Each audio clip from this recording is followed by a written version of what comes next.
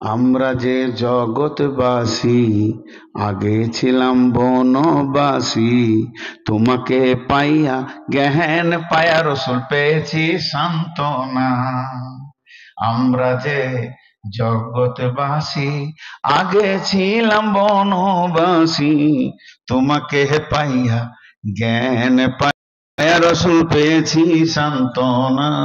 তোমার মতন দয়াল রসুল আর পাবো না, তোমার মতন প্রিয় নবী আর পাবো না। দেখা দিও ওগো নবী, ছুপে যাইও না, তোমার মতন দয়াল রসুল আর পাবো না, তোমার মতন প্রিয় নবী আর পাবো না।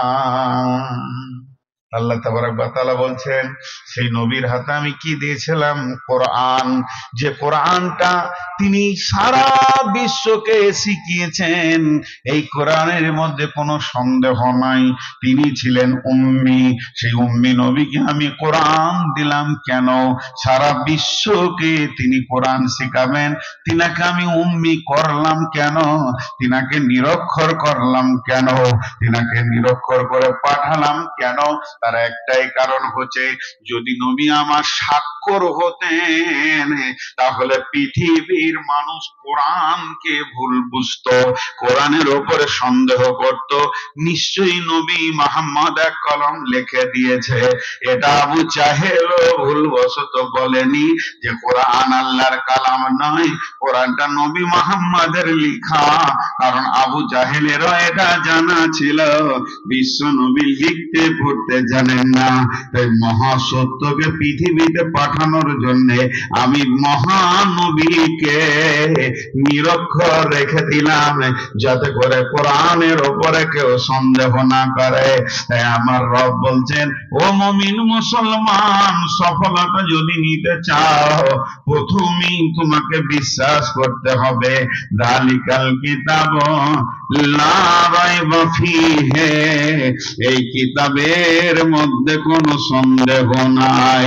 নাম্বার 2, হুদাল্লিল মুত্তাকিন, এই কোরআন থেকে হেদায়েত পাবে কে?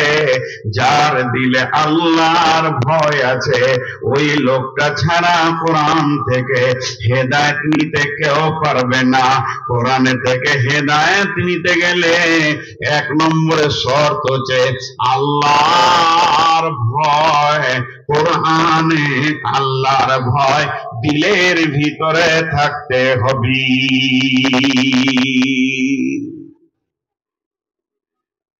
জি ভাই, আলিফ বা তাসা জিম হা খা, জের জবার পেশ তাসদিদ জজম, এগুলো যদি কেউ না চিনে, নোরানি কায়দা, বাগদাদি কায়দা, এগুলো যদি কেউ না পড়ে, সালাফি কায়দা, তাহলে সে কি কোরআন তেলাওয়াত করতে পারবে?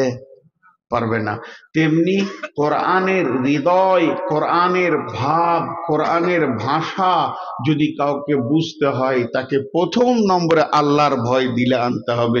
তো সাহাবী রাদিয়াল্লাহু মাজমাইনেরা বলতেন, তাআল্লামনাল ঈমান সুম্মা তাআল্লামনাল কোরআন, আমরা রসুলের কাছে বসে বসে আগে আল্লাহর ভয়কে হৃদয়ে এনেছি, আমরা রসুলের মজলিসে বসে বসে আগে আল্লাহর ভয়কে পরিপূর্ণ এনেছি। যখন আল্লাহর ভয় আমাদের কাছে এসেছে, তারপরে আমাদের কাছে কোরআন এসেছে। আর কোরআনকে আমাদের গ্রহণ করতে লোড মনে হয়নি, কিন্তু আমাদের দিলে আল্লাহর ভয়ই নাই, এই জন্য কোরআন আমাদের কাছে লোড হয়ে গেছে। আপনারা কি বলেন, কুশার না আখ? আখ, আখের ভিতরে মিষ্টি আছে না নাই? যার দাঁত নাই, একটাও দাঁত নাই, আখের স্বাদ কিছু পাবেও? আর যার দাঁত আছে শুধু স্বাদ পাবে, ও রস চুষে খেয়ে নেবে। তো কোরআন হলো আখের মতো, যার ভিতরে ইমানের দাঁত নাই, সে কোরআন নিয়ে লাভ পাবে না। আপনার এলাকার লোক গিরিশচন্দ্র সেন নাকি? আপনার জেলারই লোক তো? আপনাদের থানার লোক? কে বললে? এই তো 5 দোনা। জি, গোটা কোরআনে তর্জমা করলো, কিন্তু সে স্বাদ পেল না। আমাদের ওখানে একটা বড় ইউনিভার্সিটি আছে রবীন্দ্রনাথের, বিশ্বভারতী। সেখানে এখনো কোরআন শরীফ পড়ানো হয়, বুখারী মুসলিম পড়ানো হয়। জি, বিরাট বড় ইউনিভার্সিটি। কিন্তু লাভ কি আছে? যারা পড়ে তারাও বেঈমান, যারা পড়ায় তারাও বেঈমান। ইহুদি নাসারা খ্রিস্টান মানে শিক্ষক রাখা আছে, তারা চাকরি করে, তাদের কোর্স বিধায় তারা পড়ায়, দাঁড়িয়ে পেচ্ছাপ করে, নামাজ পড়ে না। নাসারা ইহুদি কেমন হবি? ভাষা আরবি আরবি পড়েছে তাই কোরআনের তর্জমা তফসির করে, একদিকে কোরআন পড়ায় একদিকে সিগারেট টানে। এদের ভিতরে কোরআনের অনুপরিমাণ ঢুকে নাই। গোটা আরববাসী কোরআন শুনেছে, রসুল তেলাওয়াত করেছেন, তো আবু জাহেলও শুনেছে, কিন্তু ভিতরে থাকেনি। কেন?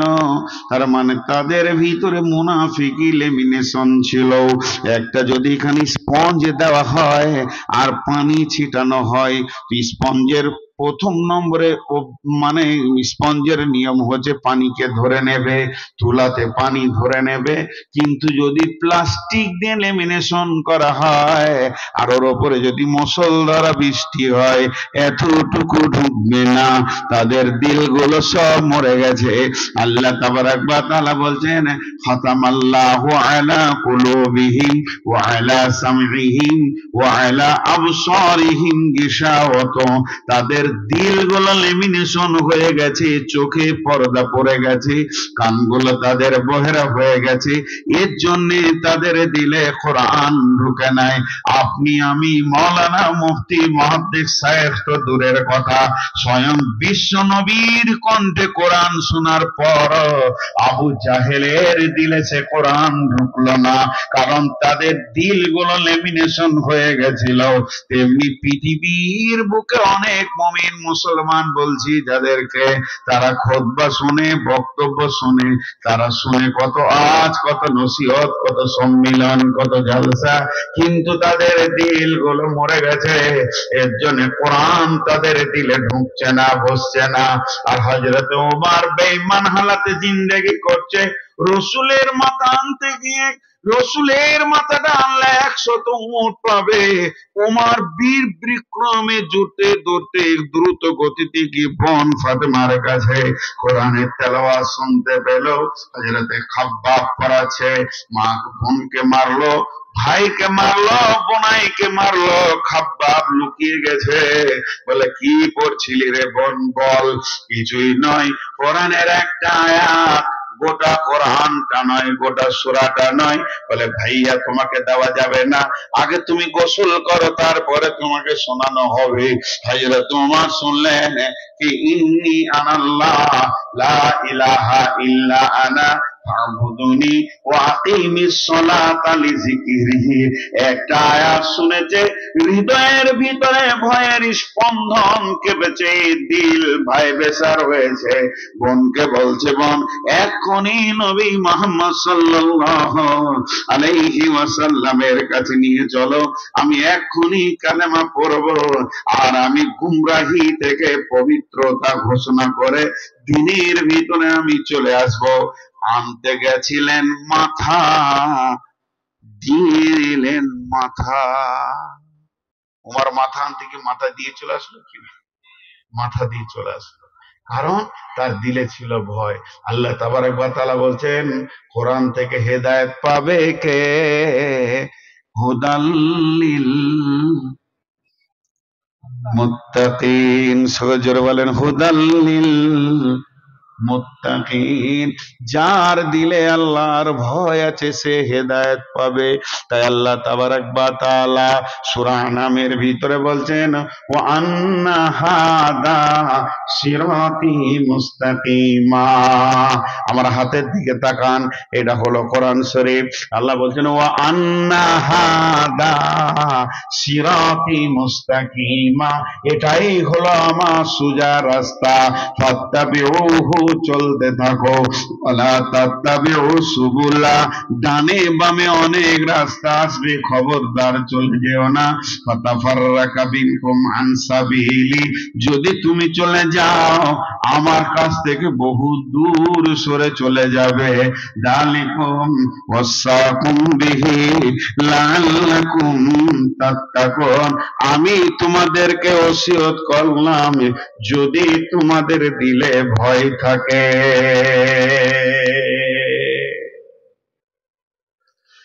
আল্লাহর ভয় যে দিলে নাই সে হেদায়াত পাবে না।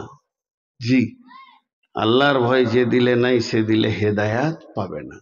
তাহলে কত সহজ কথা হলো, দুইটা বলা হলো। এই কোরআনের ওপরে দৃঢ় বিশ্বাস রাখতে, যারা বলেন দৃঢ় বিশ্বাস রাখতে। কার কার বিশ্বাস নাই হাত তুলেন তো, যার যার বিশ্বাস নাই হাত তুলেন। আমাকে নিয়ে দুটো হাত উঠেছে। আল্লাহু আকবার। আমাদের সকলে বিশ্বাস আছে ইনশাআল্লাহ, বিশ্বাস আছে তো ইনশাআল্লাহ। ইনশাআল্লাহ আল্লাহ আমাদের সকলের দিলে হৃদয়ের ভিতরে আল্লাহর ভয় জাগিয়ে দেন, আল্লাহুম্মা আমিন। তাহলে দুইটা কাজ কমপ্লিট হলো। আর আমাদের প্রয়োজন আছে, কিন্তু প্রকৃত সফলতা হলো আখেরাত, বাকিগুলো ছায়া। এক নাস্তিকের সঙ্গে এক আস্তিকের কিছু কথা আলোচনা চলছে। তো বলছে, নাস্তিক বলছে যে আমি যা দেখি না তা বিশ্বাস করি না, যা দেখি তা বিশ্বাস করি, বিধায় আল্লাহকে দেখি নাই, বিশ্বাস করব না। তো আস্তিক তখন বলছে ঠিক আছে, আপনি যা দেখেন তাই যদি বিশ্বাস করেন, তো 10খানা আয়নাকে যদি এনে দেওয়া হয় আর পূব দিকে যদি একটা সূর্য উঠে, টোটাল কয়টা সূর্য দেখা যাবে? 11টা। কটা দেখা যাবে? 10টা আয়নাতে 10টা। তাহলে কি সূর্য 11টা? যা দেখো তা তুমি বিশ্বাস করো যখন, এগুলো তো দেখাই আছে পরিষ্কার, প্রত্যেকটা আয়নাতে একটা করে ঢুকে আছে।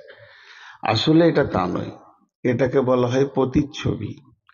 এটা প্রতিচ্ছবি, কিন্তু অরিজিনাল একটাই, সূর্য। তো পৃথিবীর বুকে যে কামিয়াব গুলো আমরা দেখছি এগুলো প্রতিচ্ছবি, এগুলো আসল কামিয়াব নয়। আসল কামিয়াব হচ্ছে কিয়ামতের মাঠে ডান হাতে সার্টিফিকেট নেওয়া। বাকি পৃথিবীর যে কামিয়াব, আমি হাই সেকেন্ডারি, এইচএস, আমি গ্র্যাজুয়েশন, আমি এম.কম, এমএসসি, এমডি, মৌলানা, মুহাদ্দিস, মুফাসসির, বক্তা, তারপরে শেখুল হাদিস, মাদানী, সালাফি, এগুলো সব প্রতিচ্ছবি। প্রকৃত কামিয়াব আল্লাহ তাবারক ওয়া তাআলা কোরআনে বলেছেন যে আমি যদি রেজাল্ট দিব, সেই রেজাল্ট যে ডান হাতে নিতে পারবে ওটাই নাম কামিয়াব। এগুলো সব প্রতিচ্ছবি। আমরা কামিয়াবি খুঁজছি, আমাদের হিন্দিতে বা উর্দুতে বলে কামিয়াব আর নাকাম, বাংলায় বলে সফল অসফল। আর এই যে কামিয়াবি কোনটা, আমি আপনার পৃথিবীতে দৌড়ছি তো ধোকার পেছনে দৌড়ছি, মরীচিকার পেছনে দৌড়ছি। আল্লাহ কোরআনে বলেছেন, পৃথিবীকে বিভিন্ন রকম করে বলেছেন, এ হচ্ছে মাকড়সার ঘর। মাকড়সা ঘর বানায়, জাল টাঙে, দীর্ঘদিন থাকার আশা করে, সংসার পাতে, কিন্তু হালকা হাওয়া দিলেই সব সংসার গুটিয়ে যায়, মাকড়সা। তো পৃথিবী ঠিক সেই রকম, আপনার আমার বহুত কল্পনা জল্পনা, পরিকল্পনা, উদ্দীপনা, ভালোবাসা, প্রেম, প্রীতি, মহব্বত, কিন্তু হালকা হাওয়া দিলেই এগুলো আর টিকবে না। একটু যদি পেটে ব্যথা উঠে, ভিতরে যদি শ্বাসকষ্ট হয়, তখন আত্মীয় স্বজন সেকেন্ডের জন্য সে ভুলে যাবে। আল্লাহ তাবারক ওয়া তাআলা সূরা রুমের মধ্যে বলছে যে আমি একবার বিজলি কড়াক যদি মারি, মেঘের গর্জন, বিজলি কড়াক হিন্দি বলে, তো ওটা যদি একবার দিই, তোমাদের সেকেন্ডের মতো তুমি নিজেকেই ভুলে বসো যে আমি থাকবো না যাব। এই তো তোমার জীবনের ঠুনকো অবস্থা। তো এগুলোর নাম কামিয়াব নয়, এগুলোর নাম কামিয়াব নয়, এগুলোর নাম মরীচিকা। তবে পার্থিব জীবনে প্রয়োজন আছে, কিন্তু সফলতার খেয়ালটা, টার্গেটটা থাকবে কিয়ামতকে সামনে রেখে। ফাআম্মা মান উতিয়া কিতাবাহু বিয়ামিনিহি ফাসাউফা ইউহাসাবু হিসাবান ইয়াসীরা ওয়া ইয়ানকালাবু ইলা আহলিহি মাসরুরা। যেদিন ডান হাতে সার্টিফিকেট দেওয়া হবে, সেই দিন ওই ব্যক্তি ডান হাতে সার্টিফিকেটটা নিয়ে কিয়ামতের মতো ভয়াবহ দিনে, মেহশার প্রলয়ের দিনে সে হাসবে, আনন্দ করবে এবং আত্মীয়র মধ্যে ঘুরবে, আর সে বলবে আমি কামিয়াব, আমি কামিয়াব, আমি কামিয়াব, আমি কামিয়াব, আমি পাস করেছি, আমি সাকসেস হয়ে গেছি, আমি আমি আমি আমার জীবনটাকে পরিপূর্ণতা পেয়ে গেছি।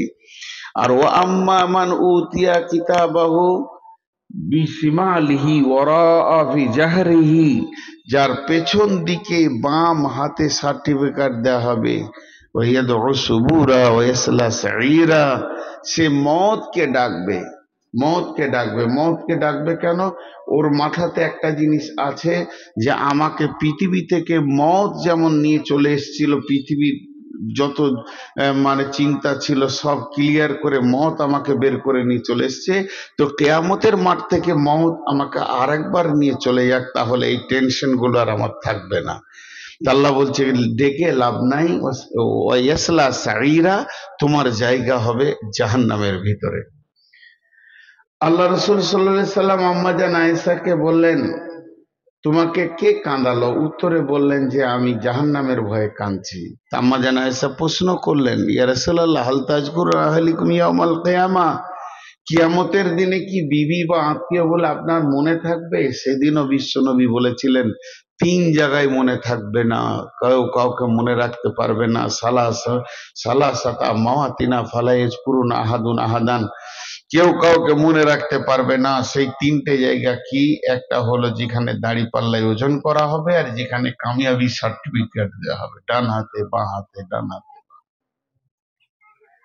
আমরা কামিয়াব নিজেকে মনে করছি, এত টাকা হয়ে গেছে কামিয়াব, কোটিপতি কামিয়াব, বিল্ডিং হয়ে গেছে, টাইলস লেগে গেছে, মার্বেল পাথর লেগে গেছে কামিয়াব, ডাক্তার হয়ে গেছি কামিয়াব, বক্তা হয়ে গেছে কামিয়াব, কোটি টাকা ইনকাম করেছে কামিয়াব। এগুলোকে আমরা কামিয়াব মনে করছি, এগুলোকে মনে করছি যে এদের জীবনের সফলতা এসে গেছে। জি ভাই, আসলে এগুলো সফলতা নয়, এগুলো সফলতা নয়। সাহাবা রাদিয়াল্লাহু মাজমাইনেরা যে মাদ্রাসায় পড়েছিলেন, মাদ্রাসাটার নাম ছিল আসহাবে সুফফা, এবং সেই মাদ্রাসার শিক্ষক কে ছিলেন? নবী মুহাম্মদ রাসূলুল্লাহ সাল্লাল্লাহু আলাইহি সাল্লাম। তিনি এগুলো একটি সাহাবীকে এই রাস্তাগুলো দেখাননি, এগুলো একটাও দেখাননি, একটাও দেখান। জি ভাই, মানুষ মানুষ হবে, এর নাম কামিয়াব। আল্লাহ দেখেন, কোরআন নাজিল শুরু হয়েছে গারে হিরা থেকে, কোরআন নাজিল শেষ হয়ে গেল, কোরআন নাজিল আর আয়াত আসবে না, কোরআন নাজিল আর হবে না, নতুন আয়াত আর তৈরি হবে না, বিশ্বনবী পৃথিবীতে নাই, নতুন একটা হাদিস তৈরি হবে না।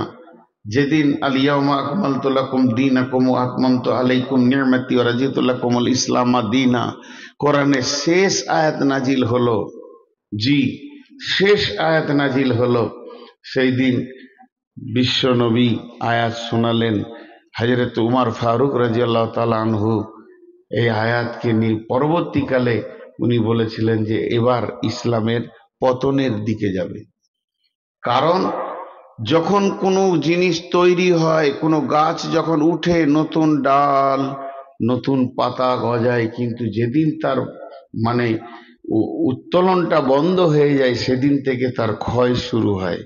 পৃথিবীর যে কোনো জিনিস তৈরি করেন, একটা লোহার গ্রিল তৈরি করেন, প্রতিনিয়ত ওটা 1 গ্রাম, 10 গ্রাম, 20 গ্রাম, 500 গ্রাম, এইরকম বাড়তে বাড়তে 500 গ্রাম, 200 গ্রাম, 400 গ্রাম বাড়তে বাড়তে ওটা 1 কুইন্টাল, 2 কুইন্টাল, 5 কুইন্টালের গ্রিল তৈরি হয়ে গেল। যেদিন ওটা কমপ্লিট হয়ে যাবে, সেদিন থেকে ওর ক্ষয় শুরু হবে। তো ইসলাম যেদিন কমপ্লিট হয়েছে, যেদিন উঠছিল, প্রতিদিন শাখা প্রশাখা আসছিল, কোনটা হালাল কোনটা হারাম, কোনটা হালাল কোনটা হারাম, এটা চলবে এটা চলবে না, সেটা বন্ধ যেদিন হয়ে গেল, সেদিন থেকে ইসলামের পতন শুরু হলো। আজকে যে ইসলামটা রাসূলুল্লাহ সাল্লাল্লাহু আলাইহি ওয়াসাল্লাম ছেড়ে গেছেন, সেই ইসলামটা 2024 সালে আর নাই, ক্ষয় হয়ে গেছে, অনেক ক্ষয় হয়ে গেছে। তো আমি যে কথা বলতে চাইছিলাম, সাহাবা রাদিয়াল্লাহু মাজমাইনদেরকে শিখিয়েছেন কামিয়াবির রাস্তা, কিন্তু আল্লাহর তরফ থেকে সবকিছু আসা বন্ধ হয়েছে। একটা জিনিস বন্ধ হয়েছে, চালু আছে, এখনো এখনো চালু আছে। তোমরা কামিয়াব হও, এটা দিনে 10 বার বলা হয়, হয় না? আপনাদের দিকে বলে না, হাইয়া আলাল ফালাহ, কামিয়াবির দিকে এসো, তোমরা কামিয়াবির দিকে এসো, তোমরা মানে যেদিকে লাভ নাফা সেই দিকে এসো, প্রতিদিন বলা হয়। তাহলে এটা কত গুরুত্ব আল্লাহ তাবারক ওয়া তাআলা তার রাসূলকে দিলেন। রাসূল সাল্লাল্লাহু আলাইহি ওয়াসাল্লাম 5 ওয়াক্ত নামাজের আগে হাইয়া আলাস সালাহ, হাইয়া আলাস সালাহ,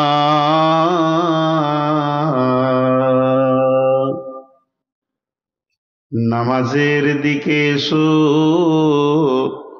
সলাতের দিকে এসো, হাইয়া হাইয়া হাইয়া মানে ডাকা হচ্ছে, এসো এসো এসো হে মুসলিম সমাজ, এ মিলন মন্দিরে মিলেমিশে পড়ি সালাত, আটি বনার ফন্দিরে, এ মিলন মন্দিরে। আবার বলছেন মুয়াজ্জিনকে, তুমি বলো হাইয়া আলাল ফালাহ, এসো এসো তোমরা কামিয়াবির দিকে এসো। তোমাদেরকে ডাকা হচ্ছে এমন একটা দিকে যেখানে সফলতা লুকানো আছে, এসো তোমরা সফলতার দিকে এসো। আয়াত বন্ধ হলো, ওহীও বন্ধ হলো, জিবরাইল আসবেন না, নবীজিও পৃথিবীতে আর বেঁচে নাই, নতুন হাদিস তৈরি হবে না।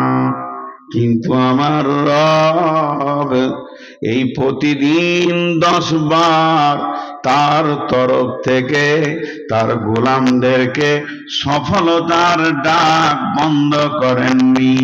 এটা কতদিন চলবে?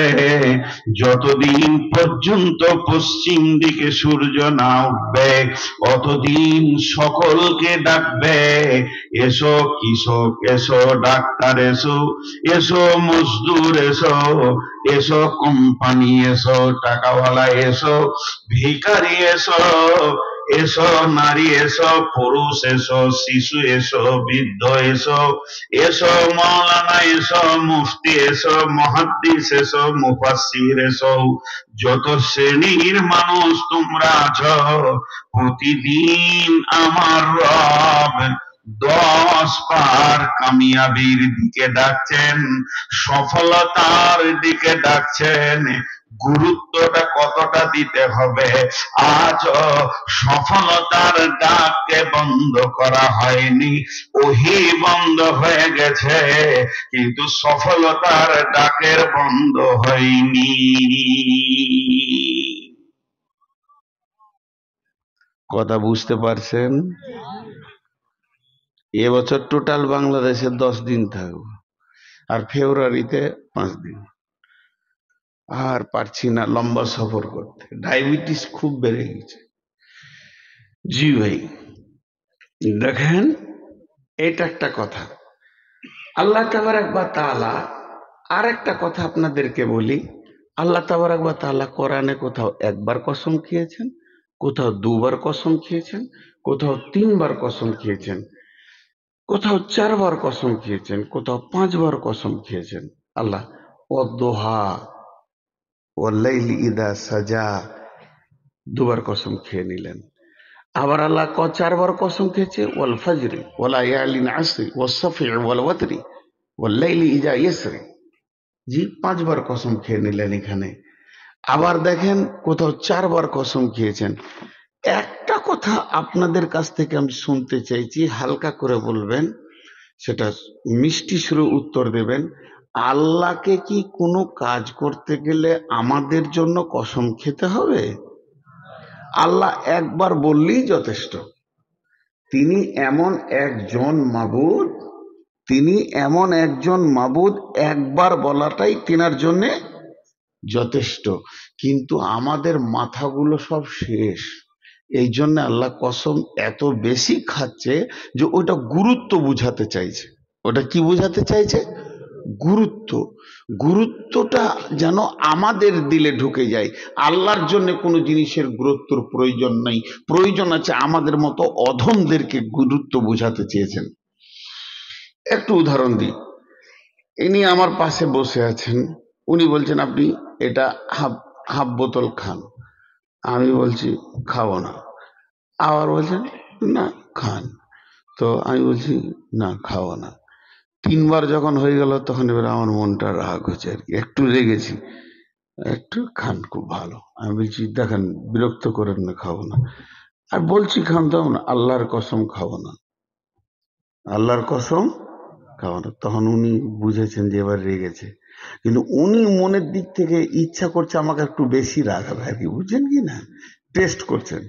তো উনি তার কসম খাওয়ার পরও বলছে আচ্ছা ভাই, আমি হাফ বলেছিলাম তো আর একটু কম করে খান, খান। তখন আমি রেগে গিয়ে বলছি আল্লাহর কসম, আল্লাহর কসম, আল্লাহর কসম, আল্লাহর কসম, আল্লাহর কসম। কবার বললাম? 11 বার। খাবো না। তাহলে এবার গুরুত্ব বেশি হলো কি না? দেখেন আল্লাহ কসম খেয়েছেন 11 বার, আল্লাহ কবার কসম খাচ্ছেন? 11 বার। বিসমিল্লাহির রহমানির রহিম। والشمس وضحاها والقمر إذا تلاها والنهار إذا دلاها والليل إذا يغشاها والسماء وما بناها والأرض وما طحاها ونفس وما سواها فألهمها فجورها وتقواها। কটা কসম খেলেন? 11 বার। মহব্বতের সঙ্গে সবাই বলি কয়বার কসম খেলেন? 11 বার। 11 বার কসম কি আল্লাহ কত বড় কথা বলছে জানেন? ছোট্ট কথা। قد أفلح من زكاها وقد خاب من دساها। এই ছোট কথাটা বলার জন্য 11টা কসম খেলেন। দেখেন, খালি এই জায়গাটা একটু বোঝার চেষ্টা করি, ধারাবাহিকভাবে প্রতিটি কথা বোঝার চেষ্টা করব। বলছে মাত্র ছোট কথা, কসম চলছে 11টা। قد أفلح من زكاها وقد خاب من دساها। আরেকবার কসম গুলো বলি। والشمس وضحاها والقمر إذا تلاها والنهار إذا دلاها والليل إذا يغشاها والسماء وما بناها والأرض وما طحاها ونفس وما سواها فألهمها فجورها وتقواها। আল্লাহ 11টি কথা বলার পর বলছেন قد أفلح من زكاها وقد خاب من دساها। আল্লাহ 11টা কসম করার পর বলছে ওই লোকটা সফলতা পাবে যে পবিত্র আছে, আর ওই লোকটা অসফল হবে যে নাপাক আছে।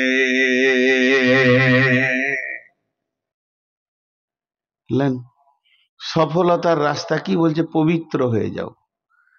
আর অসফল কে হবে? যে নাপাক। আজীব ব্যাপার। সফলতার রাস্তা কি? পবিত্র হয়ে যাও। আর অসফলকে? যে নাপাক আছে। আপনারা আমার সঙ্গে একটু, আমি জোরে চিল্লানো ভালোবাসি না, আমি নিজেও চিল্লাই না, চিল্লানো ভালোবাসি না। গাধা জোরে চিল্লাই। কোরআনে আছে, লোকমান হাকিম বলছেন যে বেটা জোরে চিল্লিয়ে কথা বলিও না, গাধা জোরে চিল্লায় আর জাহান্নামীরা জোরে চিল্লাবে, মিষ্টি করে কথা বলো। আপনারা আমার সঙ্গে মিষ্টি স্বরে উত্তর দেবেন, জোরে চিল্লাতে লাগবে না। আপনারা বুঝে গেলেই কামিয়াব। আজকের প্রোগ্রামটা বুঝতে যদি অসুবিধা হয় চিল্লিয়ে লাভ নাই। 2 ঘন্টা চিল্লিয়ে নিলাম, শেষকালে যোগ বিয়োগ করে দেখছি জিরো। আগেকার যুগে মুন্সিরা কিতাব লিখতো না, মুন্সিরা কবিতা ছন্দ, লাখে লাখে ঝাঁকে ঝাঁকে কাটে হাজারো হাজার, শেষকালে গুনে দেখি 3 কুড়ি 4। শালা অঙ্কই মিলছে না। হ্যাঁ, এসব ছিল কি ছিল না? তো এই পুঁথিগুলো তো অঙ্ক মিলছে না। বুঝাইলে বুঝে না তারে বুঝাই কে, না বুঝে যে হু হু করে ভূতে ধরেছে। বুঝে না বুঝে খালি চিল্লাইছে, ওকে ভূতে ধরেছে কি। তারপরে এই তো মুশকিল। তা আপনারা একটু বুঝে উত্তর দেবেন। যে পাক আছে সে সফল পাবে। সফলতা কে পাবে? যে পাক আছে। আর যে অসফল হবে সে কেন হবে? না পাক। এই পাক আর না পাকটা কি বুঝছি? মা আমার, বোন আমার, বেটি আমার, সোনা মানিক আমার, তাহলে পাক আর না পাকটা কি বুঝি? তাহলে জালসাটা এখনই স্টপ করে দেয়া হোক, বায়ান বন্ধ হয়ে যাক, সকলে উঠে এখন সাবান নিয়ে কলে চলে যাই, আর ওয়াশিং চলে যাই, নদীতে চলে যাই, পুকুরে চলে যায়, আর সুন্দর করে সাবান মেখে গোসল করে নি। পাক হয়ে গেলাম তো কামিয়াব হয়ে গেলাম। আল্লাহ বলেছেন কাদাবলাহা মান যাক্কাহা, যে পাক সে বেঁচে যাবে, যে না পাক সে ফেঁসে যাবে, সে আর বাঁচতে পারবে না, সে অসফল হয়ে যাবে। তো পাকটাই যদি হয়, তাহলে মা বোনেরা এখন গোসলখানায় ঢুকে যাক, সবাই কাপড় চোপড় নিয়ে সুন্দর করে গোসল করে নেবে মাথা থেকে পা পর্যন্ত। আপনিও করে নেবেন, আমিও করে নেব, সকলে গোসল করে পাক হয়ে যাবো, কামিয়াব হয়ে গেল। জি না, এর নাম কামিয়াব নয়। সাবান, কাপড়ে ময়লা আছে, কাপড়ে ময়লা আছে, সাবান দিলাম ময়লা চলে গেল, সাফ হয়ে গেল। কিন্তু ইমানে ময়লালে হয়েছে, কোন সাবান দেবেন? ইমানে ময়লা হয়েছে, কোন সাবান দিয়ে তুলবেন? জি ভাই, তাহলে একটা কথা আপনাদেরকে শোনাই। বিশ্বনবী জঙ্গে তবুকে সাহাবারা আল্লাহ মাজমাইনদেরকে নিয়ে যেতে শুরু করলেন। যেতে যেতে মরুভূমির প্রান্তে তিনি বললেন, এখানে সমস্ত সাহাবীরা তোমরা এক কাজ করো, এই জায়গাতে মনজিল করা হবে, তোমরা তাঁবুগুলোকে রেডি করে নাও, খাওয়ার ব্যবস্থা করো, চুলো তৈরি করো, লকড়ি নিয়ে এসো, রান্নার ব্যবস্থা করো, গোসল করো, গোসল হবে, খাওয়া হবে, আরাম হবে, নামাজ হবে, সলাত হবে, সব হবে। এরপরে আবার নতুন করে আমাদের সফর শুরু হবে। সাহাবীরা নিজের নিজের কাজে জমে গেলেন, যে যেদিকে কাজ পেল সে সেদিকে দৌড়তে শুরু করলো। এমন সময় বিশ্ব নবী তাঁবুর মধ্যে রয়েছেন, তিনিও রেডি হচ্ছেন, তিনিও নিজের কাজ নিয়ে নিয়োজিত রয়েছেন। এমন সময় সাহাবীদের ভিতরে 2-1জন ওই বাবলার বনের দিকে গেছে, ঘুরতে গেছে, লোকড়ি আনতে গিয়ে দেখছে একটা সুন্দর গাধা, গাধাটাকে ধরে নিয়ে এসে ওকে জবাই করলো, জবাই করে মাংস তৈরি করলো। মাংসটা যখন রেডি হয়ে গেল, ওটাকে হাঁড়িতে দিয়ে মশলা দিয়ে রান্না শুরু করে দিয়েছে। একজন লোকড়ি ঠেলে জাল দিছে, আর একজন এরকম করে খুন্তি নেড়ে নেড়ে মশলাকে মাখাচ্ছে। আর এইভাবে তারা আপসের মধ্যে আনন্দ করছে। রান্নাটা হতে আর বেশিক্ষণ নয়, সামান্য 1-2 মিনিট আছে, রান্নাটা হয়ে গেলে এক্ষুনি খাবো।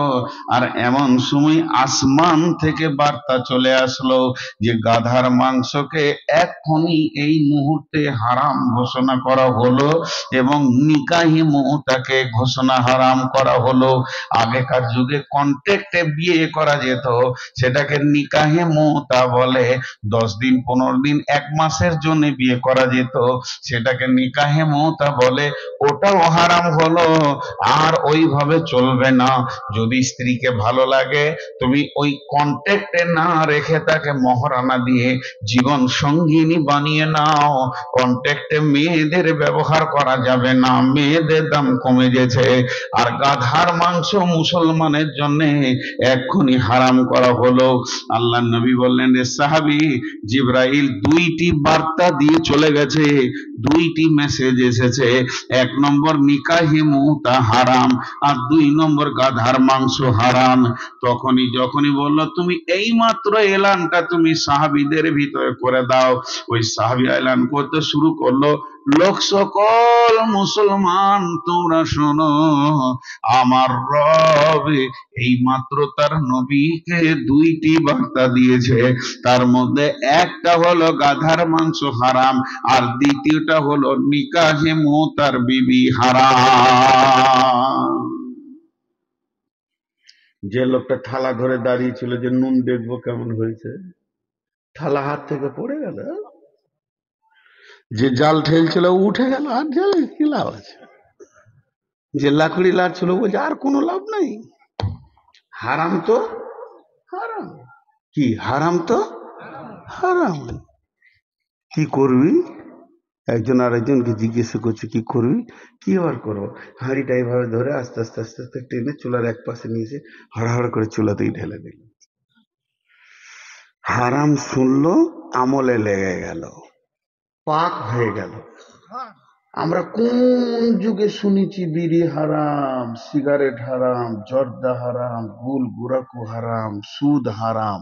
নামাজও পড়ছি, সুদও খেয়েছি, নামাজও পড়ছি, বিড়িও খেয়েছি। আচ্ছা বলেন, ইমানটা পরিষ্কার আছে না ময়লা আছে? আল্লাহ বলছে পাক কর। সাবানে কয়লা না ছাড়ে?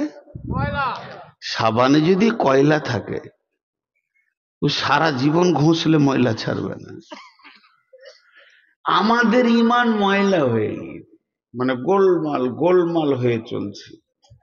বিশ্ব নবীর জামানাতে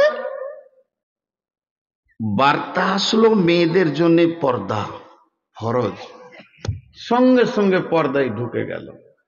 এতগুলি লোক বসে আছেন, এতগুলি মুমিন মুসলমান বসে আছেন, একজন একটা সাহাবীর নাম বলেন তো সুদখোর। আস্তাগফিরুল্লাহ, এ কথা বলাই যাবে না।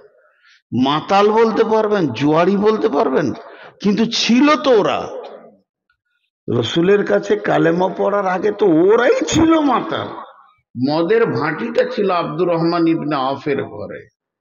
জি, সব থেকে বড় সুদের ব্যবসায়ী ছিলেন হযরত ইবনে আব্বাস রাদিয়াল্লাহু তাআলা আনহু। তাহলে তারা পাক কেমন হয়েছে? জি বলেন। মূর্তি পুজো করতো, লাত মানাত উজ্জা হবলের পূজা করেছে, তাহলে তারা কেমন পাক হয়েছে? জি ভাই, আপনাদেরকে একটা সুসংবাদ দিই। আমার জেলার নাম বর্ধমান, আমার জেলার পূর্বের জেলার নাম নদিয়া। পূর্ব দিক কোনটা? এইটা আমার জেলার পূর্ব দিকটা নদিয়া, আর নদিয়ার পূর্ব দিকটা হলো আপনাদের মেহেরপুর। বুঝতে পারছেন এবার কোন পজিশনে আমার বাড়ি? মেহেরপুরের পশ্চিমে জেলাটা ইন্ডিয়াতে আছে নদিয়া, নদিয়ার পশ্চিমে আছে বর্ধমান। তো নদিয়া জেলা আমি জালসা করতে আসছি, একটা নদী পার হতে হয় ফেরিতে, আপনার বোর্ডে পার হলাম গাড়ি নিয়ে। আর যেই বোর্ড পার হলাম তার 10-20 মিনিট পর মাগরিবের সালাতের আজান হচ্ছে। তো ড্রাইভারকে বললাম গাড়িটা দাঁড় করা। গাড়িটা দাঁড় করিয়ে দিল, একটা মসজিদ বড়, নামাজ আমি ঢুকছি তখন তাকবীরে তাহরিমা হয়ে গেছে, সূরা ফাতিহা চলছে, জামাত পেয়ে গেছি। তো সালাম ফেরা হলো, একই সঙ্গে সালাম ফিরলাম, এলাকার লোক সব চেনে। তো যেই সালাম ফেরা হয়েছে ডান দিকে আসসালামু আলাইকুম রহমতুল্লাহ, আসসালামু আলাইকুম রহমতুল্লাহ, বাম দিকে যখনই সালাম ফেরা হয়েছে, তো 40-42 বছরের একটা যুবক ওই ফার্স্ট কাতারে ছিল, উঠি বলছে আসসালামু আলাইকুম। ওই রকম মানুষ কখন বলে? যখন কিছু চাইতে আসে, কারো কোনো অসুবিধা থাকলে জামাতে বলে ভাই আমাকে কিছু দেন, বা কেউ কোনো ওয়াজ নসিহত করবে সে বলে। কিন্তু উনি উঠে কি বলে জানেন? আসসালামু আলাইকুম। উঠার পর বলছে বিসমিল্লাহির রহমানির রহিম। বসে গেলেন। তো লোক তো অবাক, এ তো মানি খুঁজে পাওয়া যাচ্ছে না। একটা সূরা পড়বে, কোনো তর্জমা করবে, কিছু বলবে, বা ও কিছু চাইবে, ভাই আমি গরিব মানুষ কিছু দেন, কিছু না বললো, এটা বললে বসে পড়লো। তো সবাই কেউ কিছু বললো না, শুনো পরে যেমন যেমন চলে গেল। এই 20-50টা লোক ছিল। আমি জিজ্ঞেস করলাম, কি ভাই কি ব্যাপার, কিছু বুঝলাম না। বলছে না, আমি গতকালকে ইসলাম কবুল করেছি। আমি হিন্দু জাতি ছিলাম, তো আমি শুনেছি রাসূলুল্লাহ সাল্লাম বলেছেন তুমি যেটা জানো ওটাই প্রচার করো। তা আমি একদিনে খালি বিসমিল্লাহটাই শিখতে পেরেছি, ওই জন্য ওটাই প্রচারে নেমে গেছি। আমি যা শিখবো তা প্রচার করবো। জি, তাহলে তার মানসিকতাটা কেমন? গতকালকে আমি ছিলাম অন্য জাতি, আমি গতকালকে মাগরিব পড়িনি, আজ মাগরিব প্রথম পড়ছি। আমি কোনো দোয়া শিখতে পারিনি, আমি শুধু জিজ্ঞেস করেছি কোন যে কোনো কাজ করব কার নাম নিয়ে, তো আল্লাহর নাম নিয়ে, তো ওটাই শিখে নিয়েছি বিসমিল্লাহটা কালেমা পড়ার পরে পড়ি। তা আমি বিসমিল্লাহর প্রচারে নেমে গেছি। এবং আপনারা যা করবেন বিসমিল্লাহ বলে করবেন, আল্লাহর নাম নিয়ে করবেন। দেখেন তার একটা নতুন স্পিরিট কেমন। কি ভাই, তো এই জন্য একটা কথা আছে, বাই চান্স মুসলমান আর বাই চয়েস মুসলমান, অনেক পার্থক্য আছে। আমরা বাই চান্স মুসলমান, বাই চয়েস মুসলমান নয়। তো বিধায় আমাদেরকে পাক হতে হবে। সেই পাকটা কেমন? নামাজও পড়বো, চুরি করব, ডাকাতি করব, বেঈমানি করব, মিথ্যা কথা বলবো, রোজাও রাখবো, এইটাকে নাপাক বলছে। আল্লাহ তাবারক ওয়া তাআলা বলছেন, قد أفلح من زكاها وقد خاب من دساها। যে লোকটা পাক থাকবে তার কাছ থেকে সমস্ত হারাম বিদায় নিয়ে নেবে, তার কাছে আর হারাম বলতে লেশমাত্র থাকবে না। সে এমন একজন ইমানদার হবে যতগুলি হালাল পেয়েছে আল্লাহর কাছ থেকে সেগুলোকে গ্রহণ করবে, হারামকে বিদায় করবে। এই রকম পবিত্রতা জীবন তৈরি করতে হবে। যখন ওই রকম জীবন এসে যাবে আমার রব বলছে তুমি কামিয়াব। আর যখনই তোমার ইমানে গোলতাল লেগে যাবে, তোমার ইমানে ভেজাল ঢুকে যাবে, তুমি সব রকম মিলিয়ে তাল মিলিয়ে চলবে, আমার আল্লাহ বলছেন ওয়াকাদ খাবা মান দাসাহা, তোমার চাকা ফেঁসে গেছে আর ওই চাকা উঠবে না, তুমি সফলতা ফিরে পাবে না।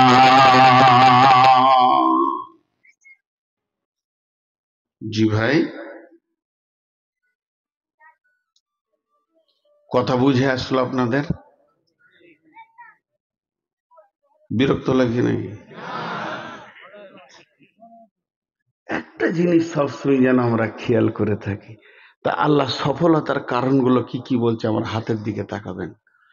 বিসমিল্লাহির রহমানির রহিম, আলিফ লাম মিম, যালিকাল কিতাবু লা রাইবা ফীহি হুদাল লিল মুত্তাকিন আল্লাযীনা ইউমিনুনা বিল গায়বি ওয়া ইউকিমুনাস সালাতা ওয়া মিম্মা রাযাকনাহুম ইউনফিকুন والذين يؤمنون بما أنزل إليك وما أنزل من قبلك وبالآخرة هم يوقنون। কয়টা বললেন? সকলে জুড়ে বলেন, কয়টা বললেন? 8টা। 8টা কথা বললেন আল্লাহ এখানে। 8টা কথা বলার পর কি বলছে দেখেন। এই আয়াতটা তর্জমা করবো, এই আয়াতগুলো করলাম না। আল্লাহ বলছেন উলাইকা আলা হুদাম মির রাব্বিহিম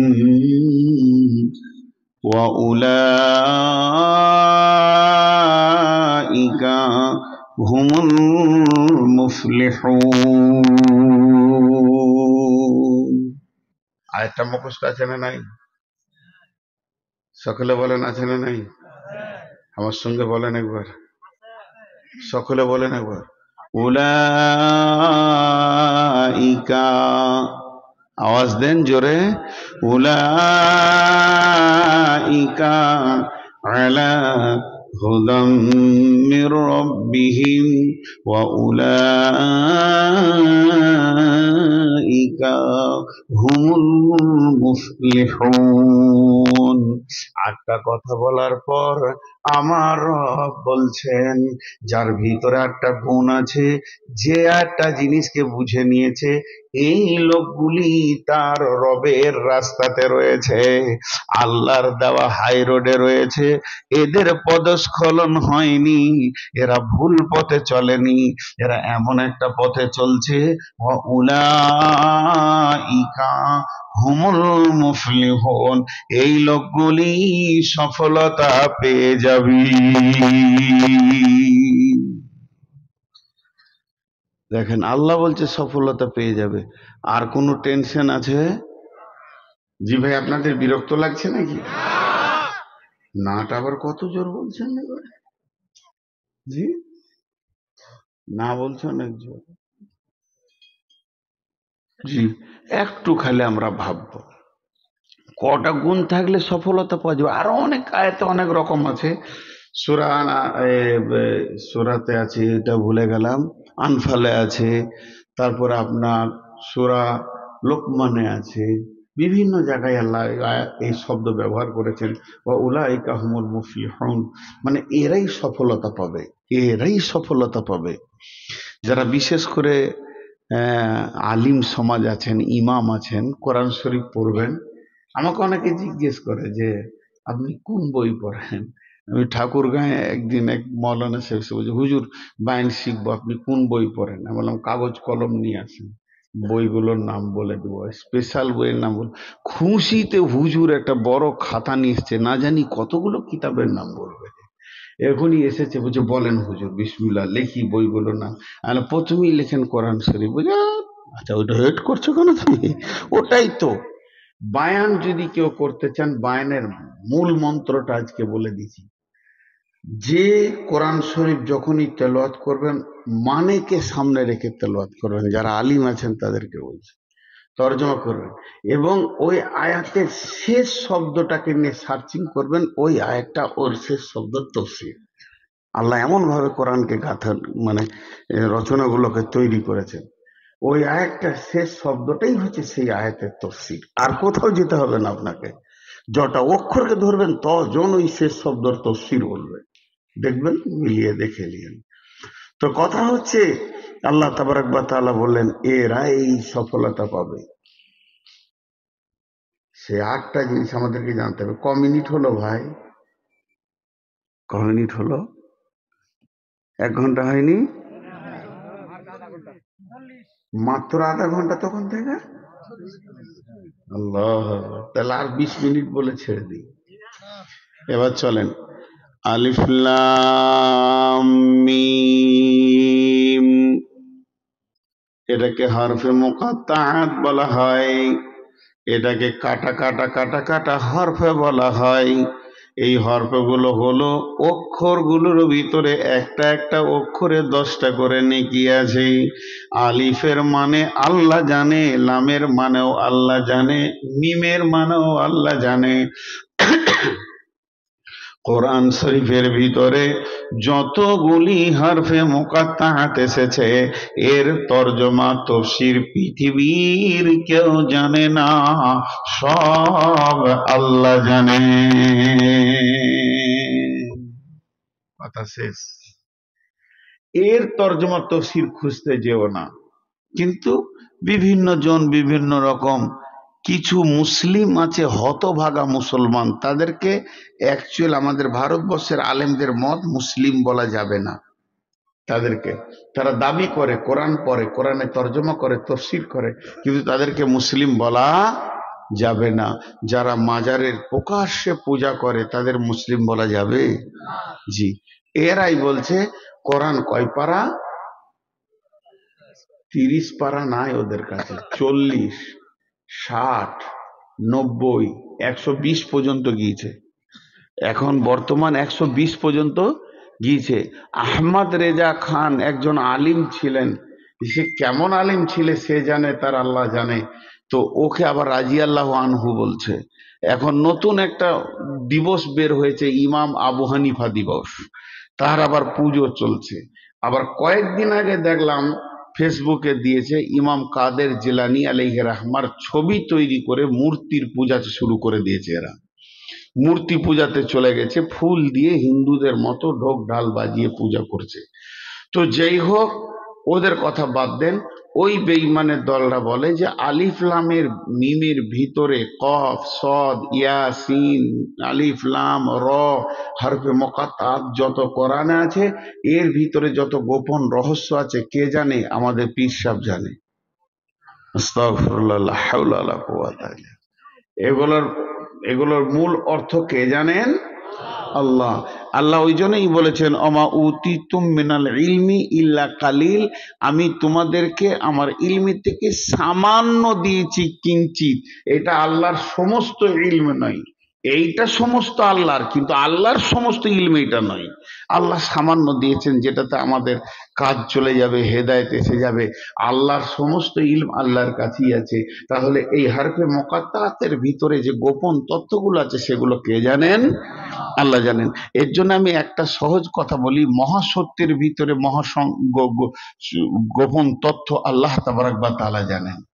তারপরে চলেন, যালিকাল কিতাবু লা রাইবা ফীহি, যালিকাল কিতাবু লা রাইবা ফীহি, এই কিতাবের মধ্যে কোনো সন্দেহ নাই।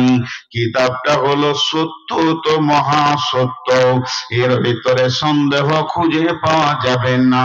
শুধু সন্দেহ তো নাই, সন্দেহের লেশ মাত্র কিতাবটার ভিতরে নাই। আল্লাহ তাবারাক ওয়া তাআলা বলছেন, ওয়া ইন কুনতুম ফি রাইবিম মিম্মা নাযালনা আলা আবদিনা ফাআতু বিসূরাতিম মিন মিসলিহি ওয়াদউ শুহাদাআকুম মিন দুনিল্লাহি ইন কুনতুম সাদিকিন। হে বিশ্ববাসী, ও বেঈমানের দল, যারা তোমরা আমার কিতাবকে মানতে পারোনি, সত্য বলে নিতে পারোনি, শোনো, যদি এর ভিতরে তোমাদের কোন রকম কিঞ্চিত পরিমাণ সন্দেহ থেকে যায়, তাহলে একটা কাজ করো, তুমি তোমার বন্ধু বান্ধব জ্ঞান বিজ্ঞানী যতজন আছে সবকে ডেকে এক জায়গায় জমা করে সমস্ত ব্রেন গুলোকে একসঙ্গে লাগিয়ে দিয়ে মিসলি সূরাতুম মিন মিসলিহি, একটা আমার ছোট্ট সূরার মতো একটা সূরা লিখে দেখিয়ে দাও। কোনদিন পারবে না আল্লাহকে বাদ দিয়ে।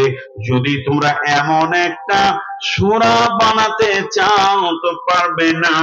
ফাইলাম তাফআলু ওয়ালান তাফআলু, কোনদিন তোমরা পারোনি, কোনদিন তোমরা পারবে না। ফাইলাম তাফআলু ওয়ালান তাফআলু, ও আল্লাহ তাবারাক ওয়া তাআলা চ্যালেঞ্জ দিয়ে বলছেন যে কোনদিন তোমরা পারোনি, কোনদিন তোমরা পারবে না। ওয়াকুদুহান নাস ওয়াল হিজারাতু উইদ্দাত লিল কাফিরিন, আমি মানুষকে এইরকম প্রাকৃতিক মানুষ যারা আমার কিতাবকে সন্দেহ পোষণ করেছে, এই কিতাবকে মেনে নিতে পারেনি, এমন মানুষকে এবং পাথরকে আমি জাহান্নামের জ্বালানি বানাবো। অতএব তোমাদেরকে আমি চ্যালেঞ্জ দিচ্ছি, আমার আয়াতের মতো একটা আয়াত বানাতে পারবে না।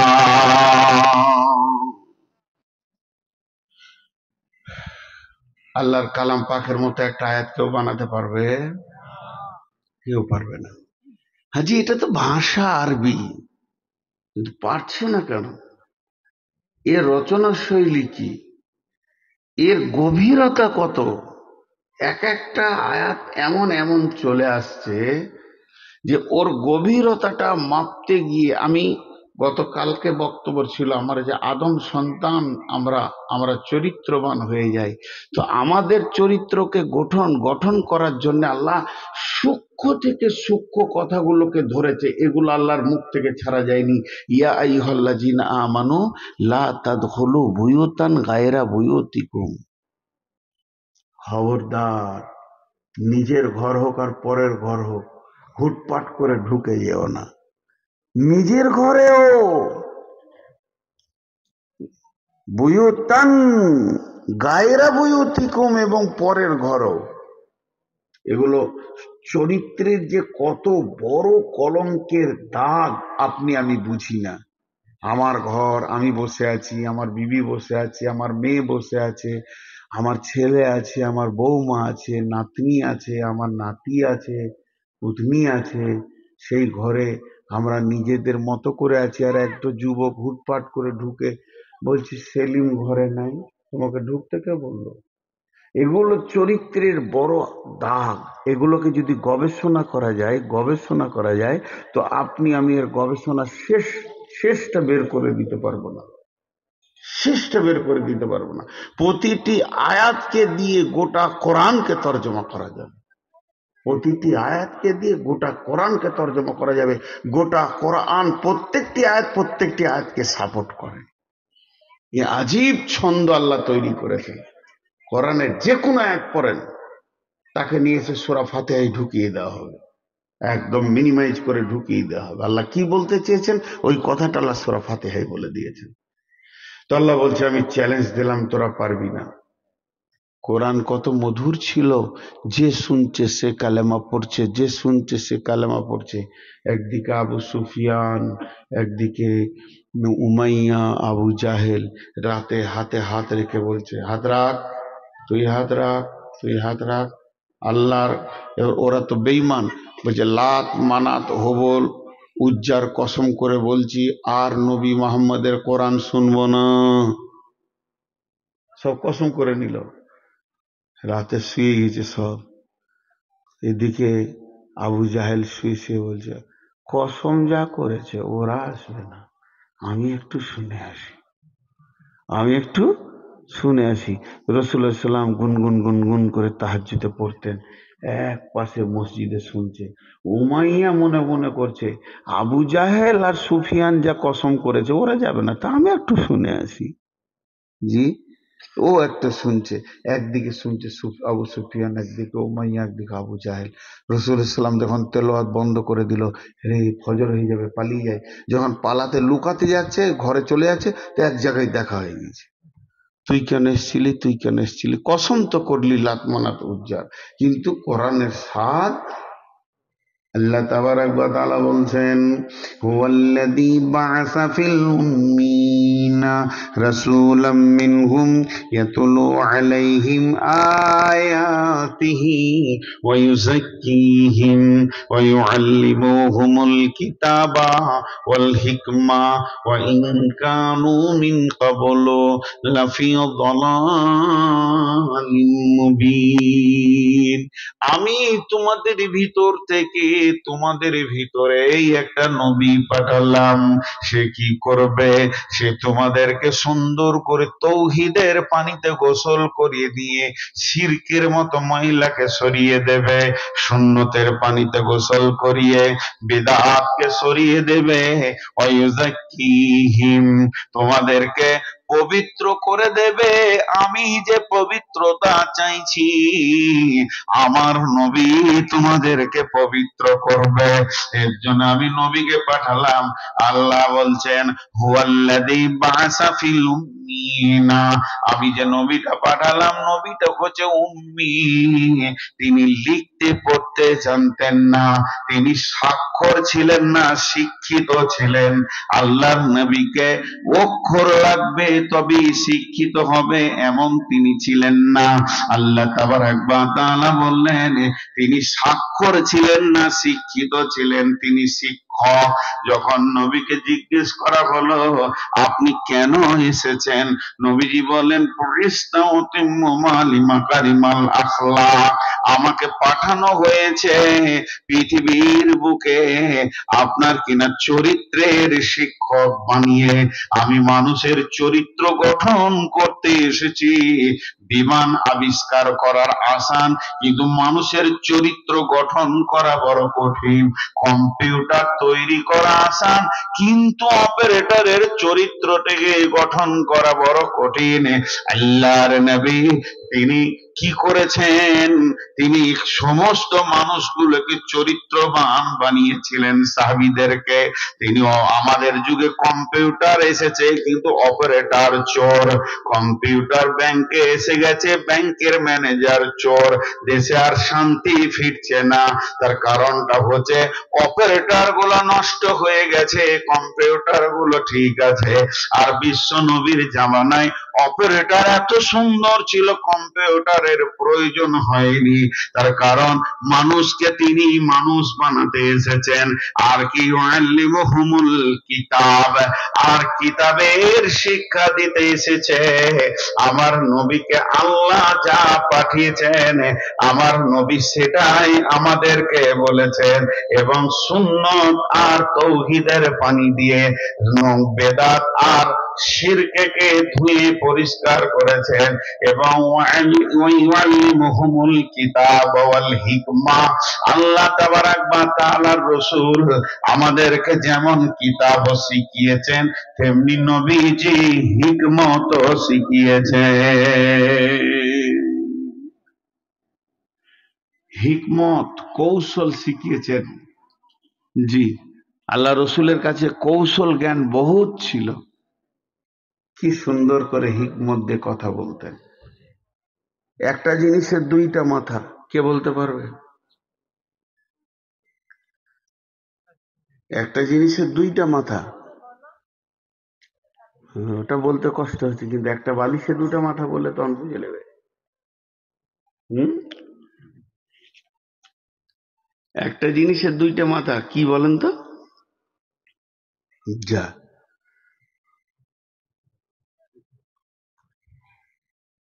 কে ঘুমাচ্ছে এত জোরে? একটা জিনিসের দুইটা মাথা, একটা বালিশের দুইটা মাথা। একটা বালিশের দুইটা মাথাটা মিলে গেছে, যেটা দাম্পত্য স্বামী স্ত্রী, কিন্তু একটা জিনিসের দুইটা মাথাটা খুঁজে পাচ্ছেন। হাজি ভাই আপনারা কি বলেন, দড়ি না রশি? ওর কয়টা মাথা? হ্যাঁ, ওটা কাউ যদি না জানে তো আম্মা জান আয়েশা যখন বাসর ঘরে গেলেন, আল্লাহ রসুল একটা জায়গায় একটা দড়িকে আটকে দিলেন। কথা বলার কাটিং দেখেন আমার রসুলের, কি প্র্যাকটিক্যাল করতেন তিনি। যে বলছে, আয়েশা, জি হুজুর, তুমি দড়ির ওই ধারটা ধরো, আমি রশির এই ধারটা ধরি, টানো। দুইজন টানছে, যাচ্ছে? বলেন না। আচ্ছা, ওই দিকটা ছেড়ে দাও, আমার দিকে এসো। একদিকে চারটা হাত হলো, দড়িটা আস্তে আস্তে আস্তে আস্তে গুটিয়ে গেল। বলছে, এটা আমি কেন করলাম? তা না এসে বলছে, রাসূলুল্লাহ আপনি ভালো জানেন। রসুল কি সুন্দর মিলাচ্ছেন, একটা বালিশের দুইটা মাথা, একটা দড়ির দুইটা মাথা। এক বালিশের দুই মাথা যদি দুই মিজাজের হয়, যেমন দড়িটা যাচ্ছে না, জীবনও কাটবে না, আটকে যাবে। কিন্তু একটা বালিশের দুইটা মাথা, একটা দড়ির দুইটা মাথা, যদি এক মাথাতে টানা যায়, চারটা হাত যদি এক মাথাতে টানে, দড়িটা যেমন সুসুর করে গুটিয়ে গেল। তুমি আমি যদি একমতে চলতে পারি, জীবনটা কখন পার হয়ে যাবে বোঝাই যাবে না।